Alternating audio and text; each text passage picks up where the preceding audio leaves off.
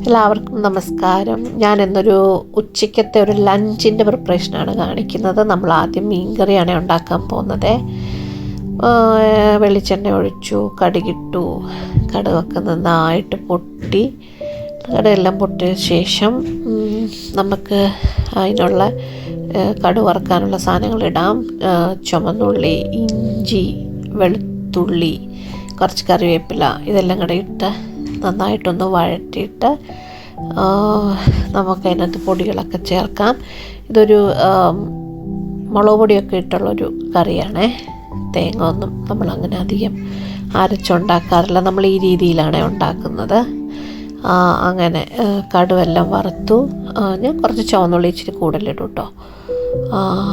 എന്നിട്ട് അതിനകത്തോട്ട് മഞ്ഞൾപ്പൊടി, മുളക് പൊടി, പിന്നെ കുറച്ച് ഉലുവ, ഇതെല്ലാം കൂടെ ഇട്ട് നന്നായിട്ടൊന്നും കൂടി അതിൻ്റെ ആ പച്ചമണമൊക്കെ മാറാനായിട്ട് വെയിറ്റ് ചെയ്യും. എന്നിട്ട് വെള്ളം ഒഴിക്കും. വെള്ളം നന്നായിട്ട് തിളച്ചിട്ട് അതിന് മുന്നേ കുറച്ച് കുടംപുളിയാണ് ഇടുന്നത്. കുടംപുളി ഇട്ട് അങ്ങനെ കുടംപുളിയൊക്കെ നന്നായിട്ട് അതിനകത്ത് കിടന്ന് ആ വെള്ളം കൂടെ നല്ലപോലെ തിളച്ച് കഴിയുമ്പോഴാണ് നമ്മൾ മീനിടുന്നത്.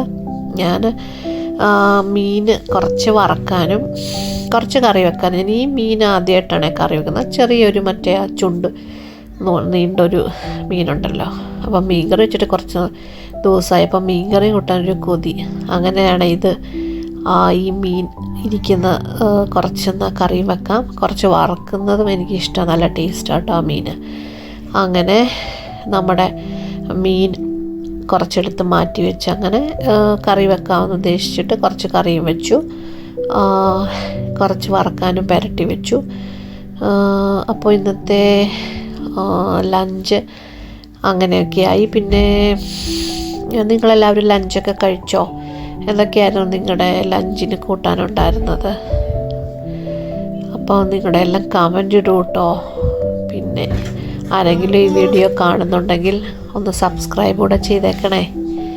അങ്ങനെ നമ്മുടെ മീൻ കറിയൊക്കെ നല്ലതായിട്ട് വെട്ടിത്തിളച്ചു. അങ്ങനെ മീൻ്റെ കഷ്ണങ്ങളൊക്കെ ഇടാനായിട്ട് ഞാൻ റെഡിയാക്കി എല്ലാം ക്ലീനാക്കി ഒരു സൈഡ് വെച്ചിട്ടുണ്ട്.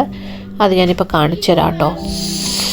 അങ്ങനെ ഇതെല്ലാം റെഡിയാക്കി ഉച്ചക്കത്തേക്കുള്ള ലഞ്ചാണ് നമ്മൾ കഴിക്കുന്നത് കേട്ടോ.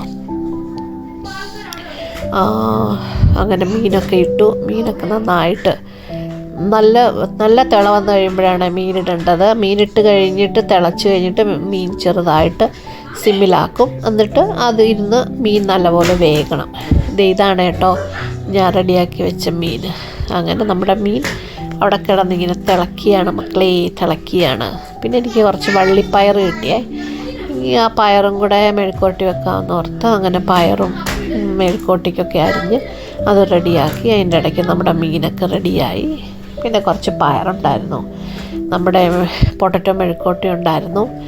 അങ്ങനെ നല്ല ചൂട് ചോറും അതിൻ്റെ ഇടയ്ക്ക് ഞാൻ മീനും വറുത്തു. നമ്മുടെ മീൻ കറിയും റെഡിയായി. എന്നാൽ പിന്നെ നമുക്ക് ചോറുണ്ടാലോ?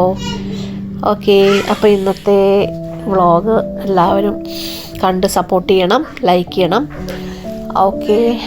ഇതിപ്പോൾ എൻ്റെ തുടക്കമാണ്. അതുകൊണ്ട് ഞാൻ സംസാരിക്കുന്നതിൽ എന്തെങ്കിലും ഒരു ഇതുണ്ടെങ്കിൽ അത് ക്ഷമിക്കണം. Thank you.